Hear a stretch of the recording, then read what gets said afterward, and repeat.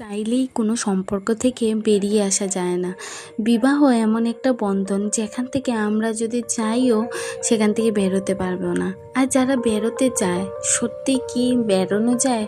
যারা বেরোয় জানি না কীভাবে যে বেরোয়। আমার তো পরিবারের জন্য এত মায়া কি বলবো।